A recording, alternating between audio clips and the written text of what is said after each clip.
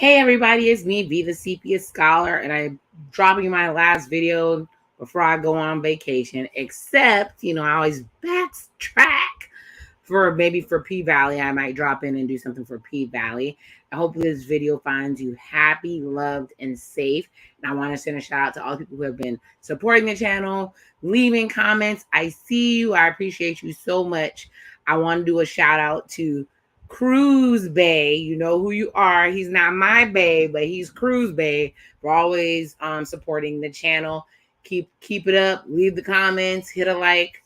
And I appreciate you. I just wanted to make sure I put a shout out in here for you. But anyways, if you like my channel, like, share, subscribe, leave a comment, be like Cruise Bay, support me and let me know that you like what you're seeing. So we're here for Put a Ring on It, season 3, episode 10. And it was foolery. It was foolery. There's so much that went on. I'm kind of cheating here. I'm letting it play in the background so I can remember all the crazy scenes that happened. Copyright claims are real, so the show is not going to be on the screen. So I want to say thank you again. I'm going to hit you with the intro, and then we'll get into talking about what's going on with Put a Ring on It, season 3, episode 10, aka, this is what I'm going to call this episode, Trash Bags and Cartwheels. So let me hit you with the intro and we'll get into it. Kenneth showed his natural high yellow ass on this episode. So here we go.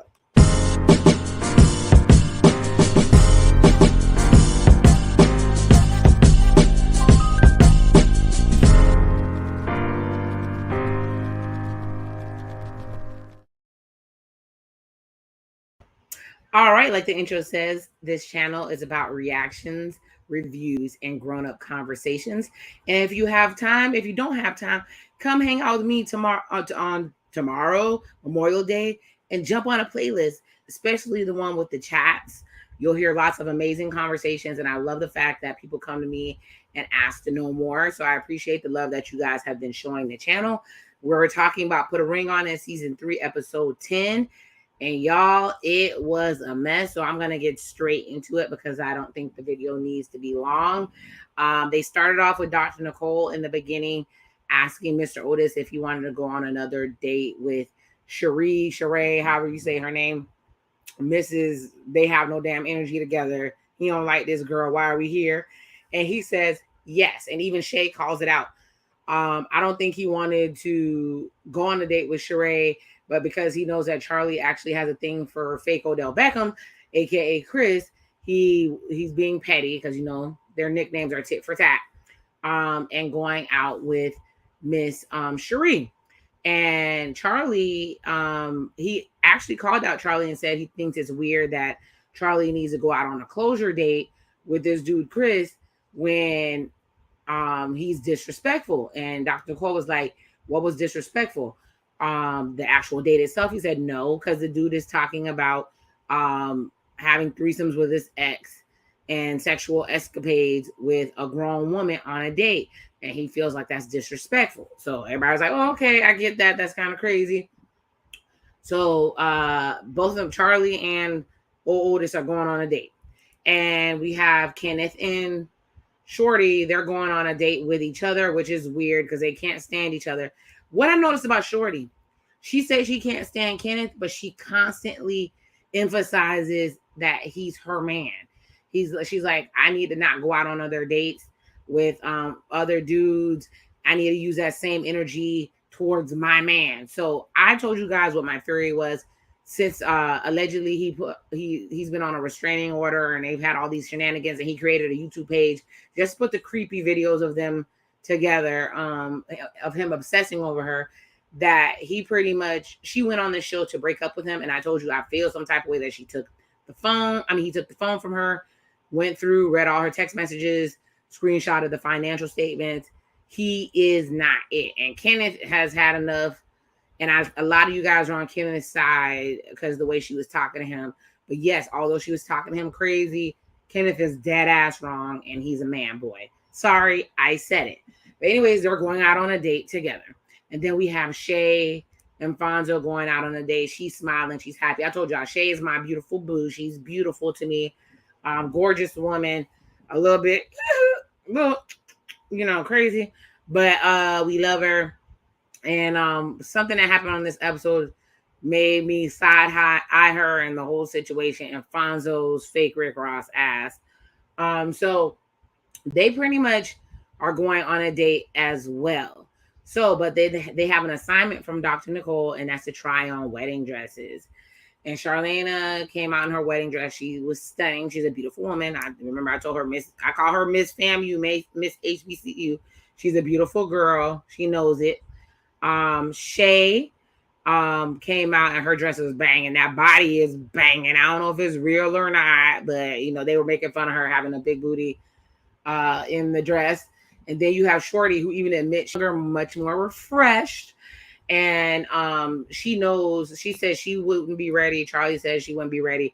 And Shay said that Fonzo needs to talk to the family before she agrees to marry him. So, as I said, I'm playing it in the background because I didn't feel like taking notes. I said it. I'm going on vacation. You know how you act when you're about to go on vacation. You ain't worth a damn to nobody. But real talk, I did a lot of stuff before I left.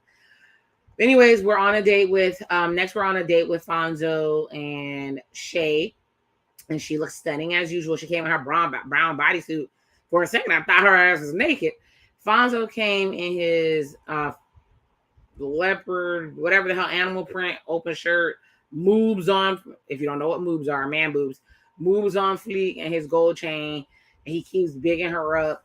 And she said, I want a date like you gave the other girls. And he's sweet talking to her. He said he's trying to catch a vibe. If you didn't notice, the waitress is actually flirting with Fonzo too. So Fonzo must look like he has money to Southern women. Personally, myself, he's not a bad looking dude, but if I saw Fonzo walking down the street with his moves on full display and the big chain, I don't want to be a drug dealer girlfriend. I mean, I'm not with it. But, Shay's giving him the eye, talking him up. I can see why he fell in love with her. And he says he's going to do everything he needs to do to make everything work out. That he's, in love with her. They're healing. They're in a good place right now. So he got to do, she basically asked him to be truthful to the baby mama and tell her what's going on or whatever. And she's worried that he's not going to live up to her expectations. And I can't even focus because her makeup is on fleek and she's pretty. So I'll be the same, right? So he wants to experience their life together. And this is an experience that nobody else can say that they shared with him coming on this show, right? So even at the end, he starts talking her up and he forgets to try to smooch her up or give her a kiss. And I'm like, he's so used to cheating on that ass. He don't know that he's so used to being on punishment. He doesn't know that it's okay for him to kiss her. But it was a cute little scene. But Fonzo, you got to talk to your baby mama. If you go on my channel, you'll see that I have a short, like Shay might she be a side chick. I'm convinced that she was a side chick, but he actually fell in love. And that's why he made a comment one time where he was like, I think when he was about to go out on the date with the girl from New York and she was crying and she was upset. And he was like, oh, you really love me. And I told you, Fonzo was playing with that lady, even though they went to Vegas and everything to get married. I don't think he ever took her seriously or whatever. So next we going with old Otis and Sheree on this day. And old Otis, I'm surprised that old Otis doesn't weigh 400 pounds because all he cares about when he goes on these dates is food. You give a damn. Remember when they were in the pizza shop and Charlie was trying to have a deep conversation with him? He was like, I want something to eat. You gonna order something? Every time they go somewhere, it's about food. And I believe he actually liked Milan, but he don't want any more trouble. So he picked Sheree because he knew him, Charlie, everybody know that he really don't give a damn about Sheree. So he went out with her. But she showed up in her little glittery cowboy hat, red lipstick popping. I know how I feel about that, but I didn't do it today.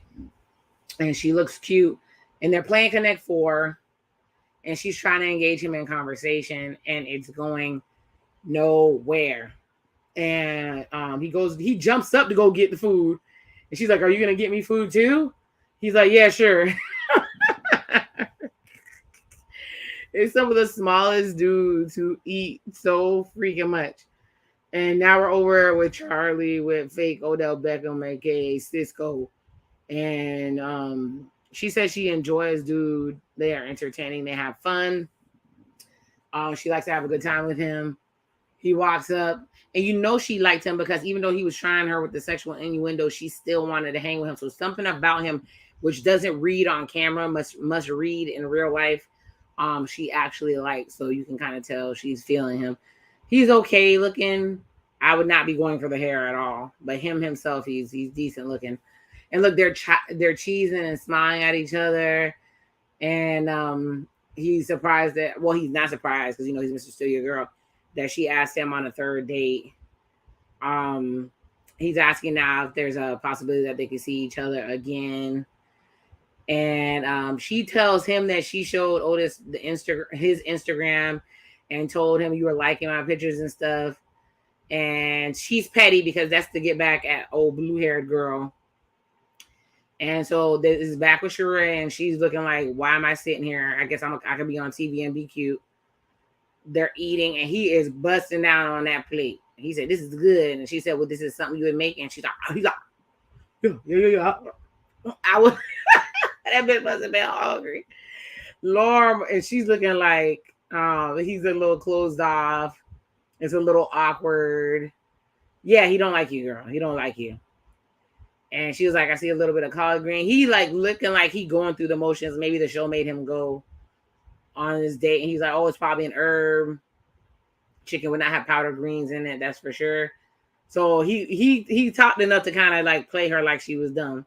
So back to Charlie. She's living it up with Chris, and she's breaking it to him that the third date, because she enjoys him, her time with him, and I think you're pretty dope. And he says, "I think you're a dope person as well. We should go on future dates and continue getting to know each other." And she said it was fun. It was fun. But I think you're dope. Like I said, I just am committed to my relationship. And you know what I mean? We've been together for 3 years. So she's going to stick with the toxicity she knows. Although I told you guys that Otis is a robot and has absolutely no emotion that he's showing to Sheree.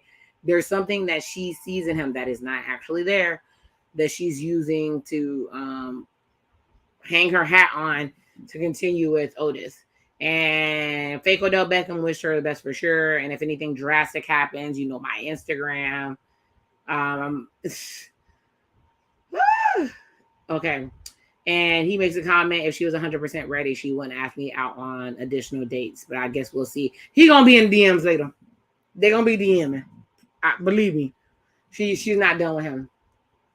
And Charlie said the process definitely taught her that she has other options, and that if you really want to work in a relationship and keep that person, that you're not going to take them for granted, and you're not going to take a chance on losing them. So that's why she's cutting it out, because she don't want to take a chance on losing old Otis. And Chris said, "You're going to call me back for a fourth date."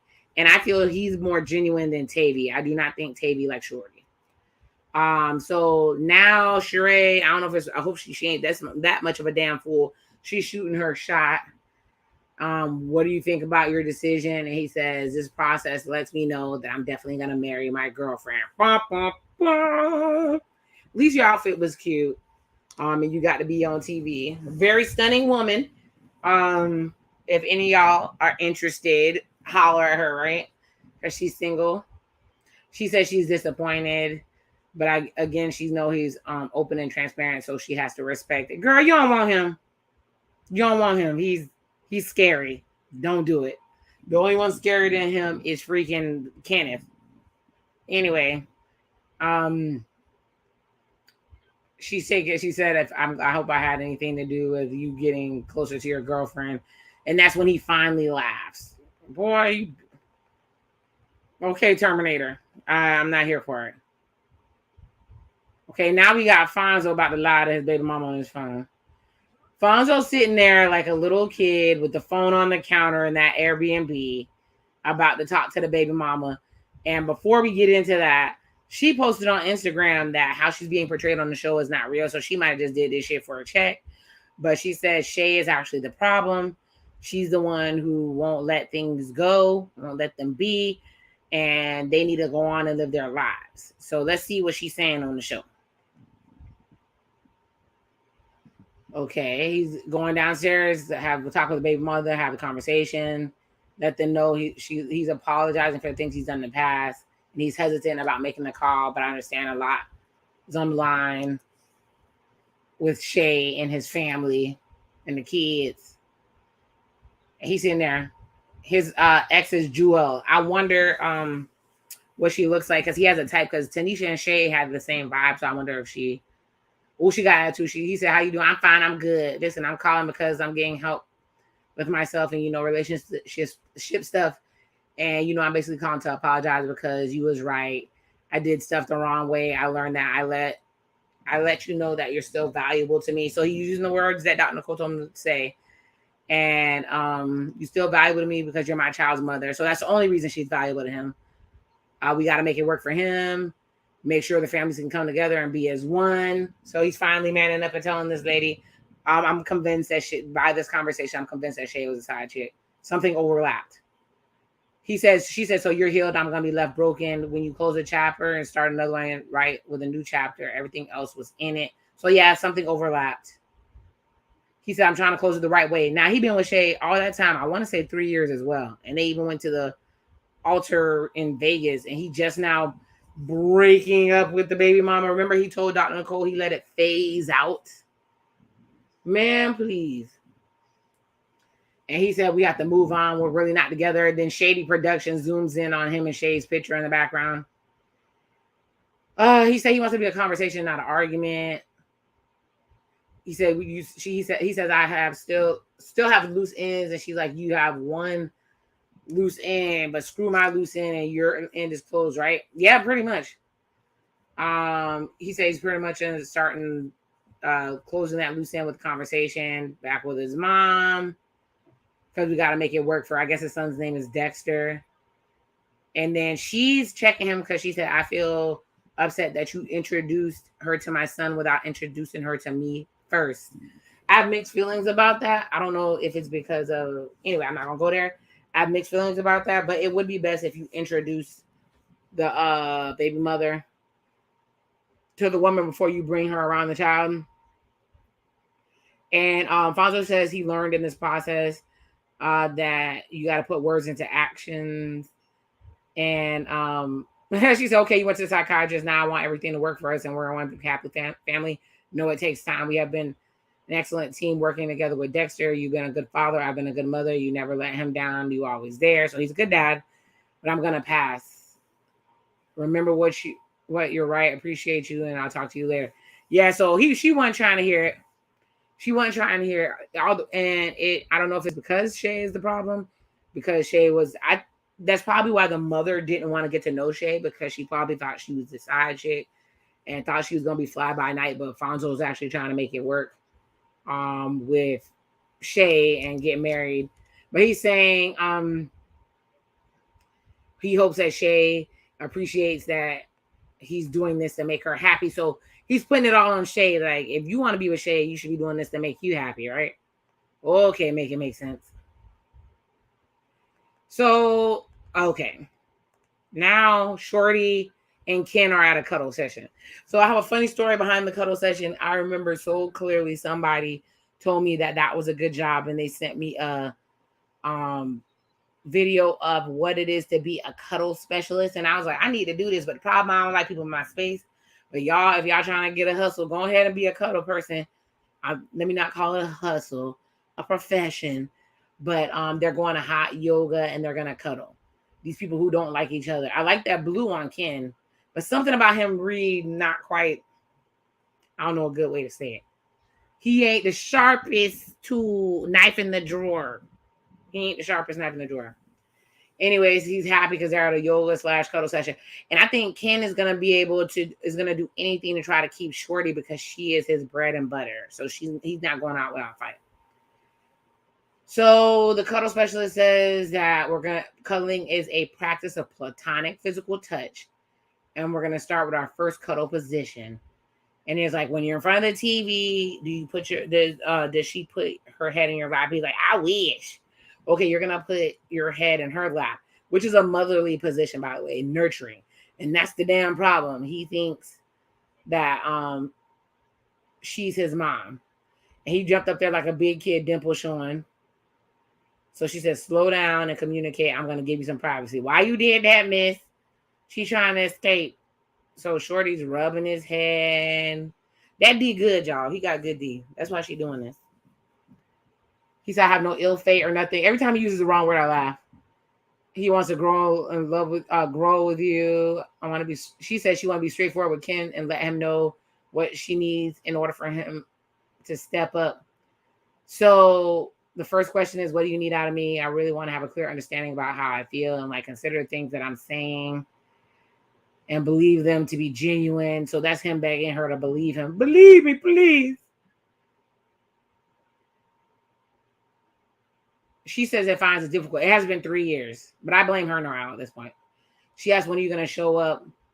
And show up. And he said, I'm going to completely wipe the financial situation off the table for us. So that'll never be a discussion. How? And she said, I want specifics. He said, I want to talk about specifics. I want to let me lead with action. Mind you, I'm going to pause right here. She been waiting on for action for 3 years. He's stuttering. He has no damn plan. He's trying to buy enough time to figure out an exit strategy because he realized this lady don't want to be bothered with him no more. So he's stalling. Let me use the right word. He's stalling until he can leave and be on his feet. She said, I want to be a clear plan of action. And he's like, I do have a plan, but I got to get certain things together. So how long is she going to keep waiting? You already done told the lady she old. So if she old and her eggs drying up, why the hell would she wait any longer for you? Oh my God. So now he got sat up. He's upset. The cuddling session is over. She said, can you answer the question? He still hasn't answered the question, y'all. He said, no, you let me finish? And she said, okay.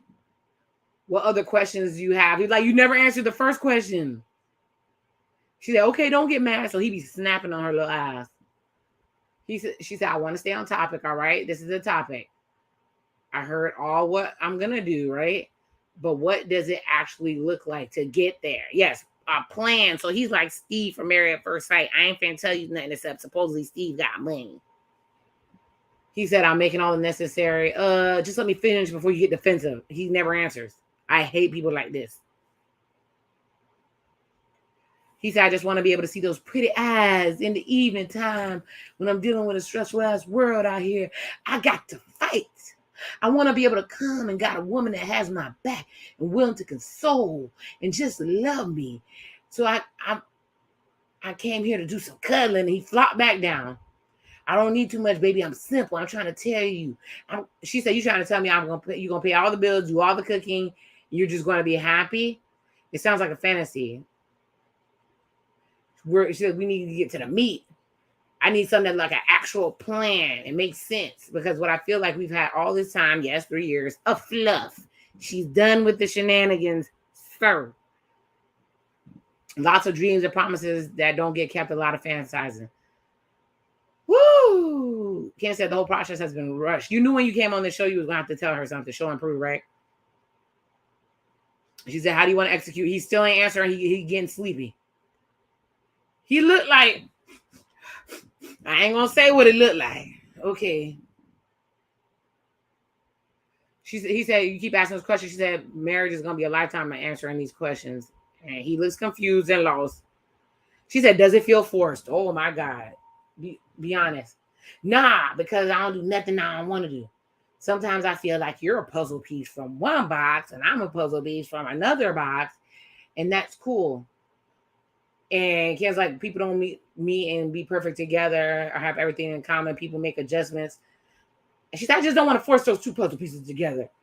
And he said, I want to get a hatchet and hatch out and drawing and scrape around the edges and make it fit. You sound crazy as hell. What is you talking about? What are you saying, Kenneth?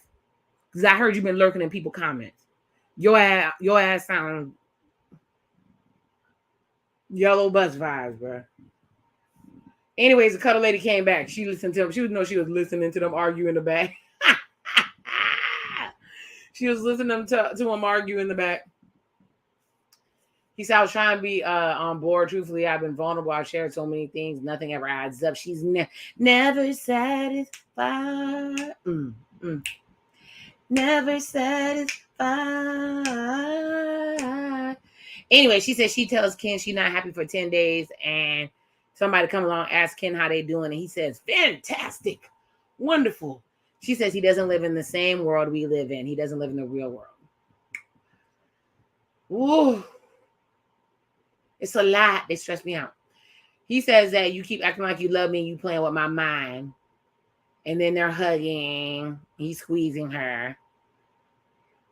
And she said, why would Dr. Nicole put her in a cuddle session with somebody she don't want to hold hands with? Yes, Dr. Ponytail. Why would you do this? It's wrong. I guess trying to connect intimacy. Anyways, he says he's rattled and he hates to continue to play himself. He's rattled, y'all. Anyways, he said him getting played around with, them dates are gone. They're out. Lord have mercy. So he amping up. I'm telling you, if these cameras wasn't here, he'd have beat that ass. I know that much. Her mouth is reckless, but I think he'll beat that ass. He keeps talking about Baton Rouge and all this crazy shit. All right, we back with the crazy, Mr. Crazy. Oh, Mr. Crazy. Now they in the living room. Apparently they was talking last night. They got into a big fight and he was proposing last night. And now marriage is truly being discussed or whatever. After he couldn't even tell her the plan on how he going to take care of them after 3 years, Lord. Oh, okay. Said, because I let you down and love doesn't live here. Should I exit now? You want some of these wines? She's like, can I even talk to you right now? He's like, well, don't talk to me. Ken and I had a deeper conversation about getting engaged. So while I'm thinking I'm doing the right thing by being honest with him and letting him know where I am, Ken did just what he usually does. I instantly see a shift. Yeah, he about to beat that ass in his mood, in his body language. He pacing, y'all. He pacing in the kitchen. He drinking. This looks like the beginning of every Lifetime movie I watched as a kid in the 90s before it went horribly wrong. I'm not playing down DV, but literally this is what this looks like. Ooh, he said he's ready to let her know how he feels. He's going to see how it turns out every time. He's going to bring the real because she can't handle the truth. But once again, I'm prepared for it. It ain't new. He eating chicken.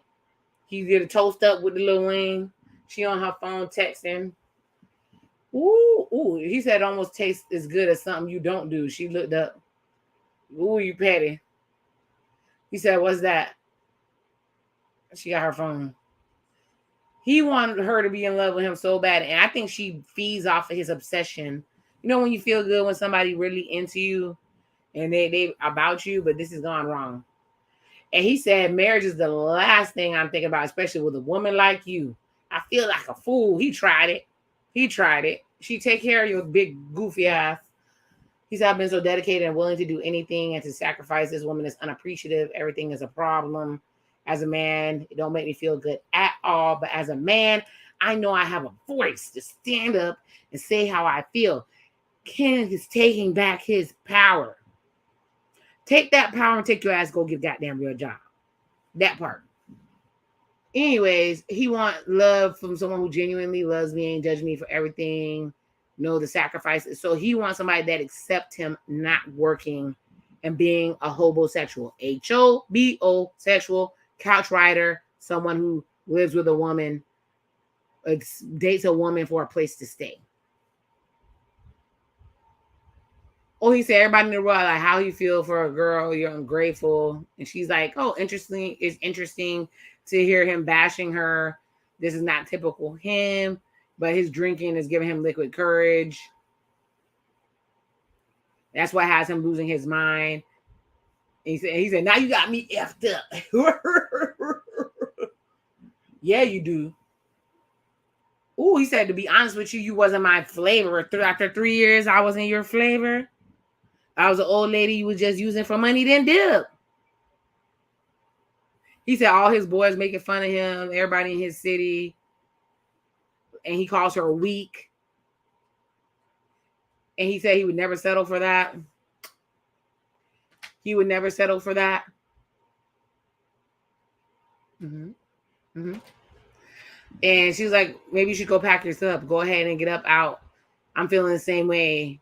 I'm not feeling you, so now I have no more patience than 3 years. 3 years wasted, girl. You in your 40s, them eggs is. He said, quite frankly, I've always known that you feel like this. If you know he felt like this, why was you putting up with all his shenanigans? And it's sad that it took all this time to finally for you to get the balls to actually say it.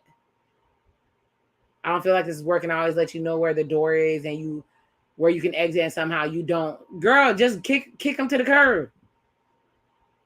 Obviously, we're on the same page now. I'm glad. Go ahead and finalize everything. He said, hey, it's ASAP on this end. No matter, works for me. I appreciate it. But he ain't moved, y'all. He homeless, y'all. He ain't got nowhere to go. You need to go to that brother he was with, talking trash with, or the mama. She said you're drinking alcohol. He said, that's your scapegoat. You do this all the time. Guess what? I'll be right back amongst your stuff now. Shut that up. Ooh. She said we need to have an exit conversation. No, if it's a rap, it's a rap. I mean, what you want him to whoop. Anyways, we're agreeing that's not working. He said, I didn't say we needed a breakup. I said we ain't gonna be married. She said, then why would I waste any more time? See, he is thrilled and okay with wasting your time for as many years as you let him. 10 years of girlfriend. Shout out to Janice Hilton. She's like, this is what you bring to the table. He said, I don't give a crap what you feel I bring to the table anymore. This is it. You don't give a F anyway. You look like a clown. I feel wonderful. She said, you're going to be back begging. And he will. He'll be back begging. But this ain't supposed to be there. And you rolling around on her couch. That's a nice couch, by the way. She said, we need to go our separate ways and get your foot off my couch that I bought. She said, no contribution, no respect. So that's what no romance without finance. Oh. No romance without finance. Nothing going on but the rent. Get your higher ass up out of here. He said, let's be friends. If you don't want to, I'm cool. Because I'm a man. I'm somebody special. I got talent. I'm exceptional. I'm strong. I'm smart. I'm a proud black man. Sound like that damn line from the as smart, as wonderful, as pretty from The Help. He said, welcome to the real Ken. He said, I ain't felt so free in my life. And he cartwheeled. I got everyone straight. And he says, I love you, my friend. Oh, answer it. Hold on 1 second, y'all.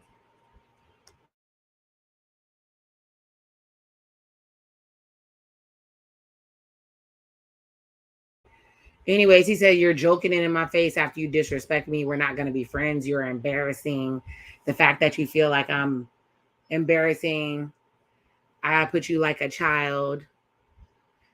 I'm finally getting my AC fixed, y'all. Hold on.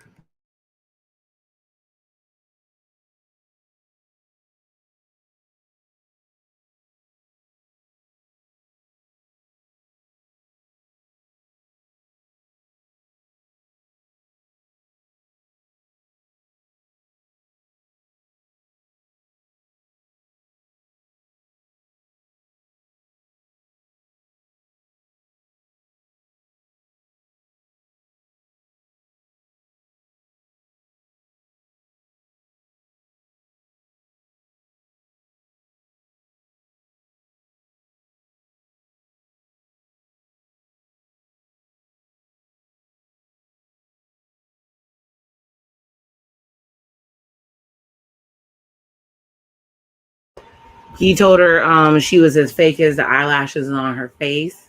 Asked her if she's recording. He's packing up, and she said, you came here with trash bags, hence the trash bags and cartwheel. And he said, I need something sexy. Aren't we going on any more dates?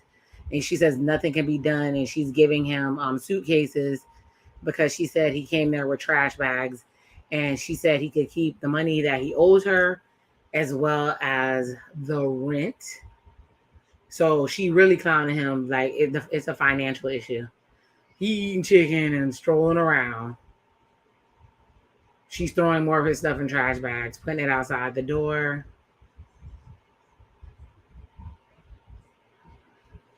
Oh, I skipped the part because he called her an MFer and the producer told him to chill. So he really went ham on her.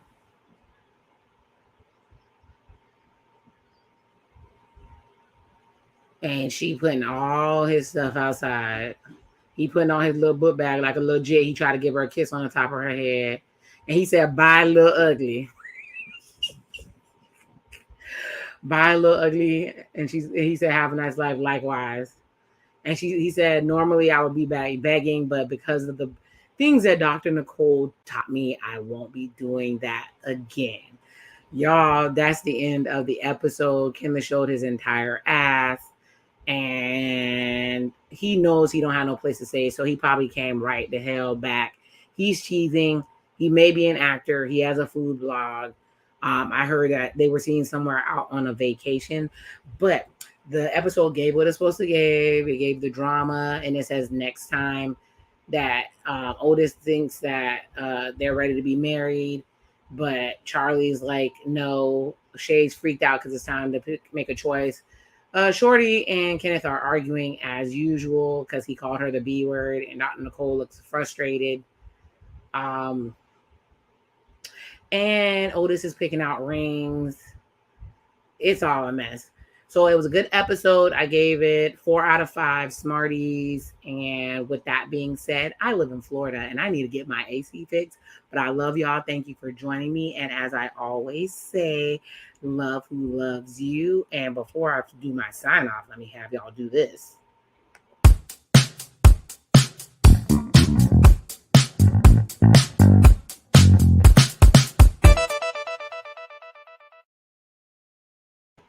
So like and subscribe for me. Check me out. There's lots of other videos for you to look. And with that being said, love who loves you. May God bless you with everything that you need. And the Sepia Scholar is out. It's going to be nice and frosty when he's done. Bye, y'all.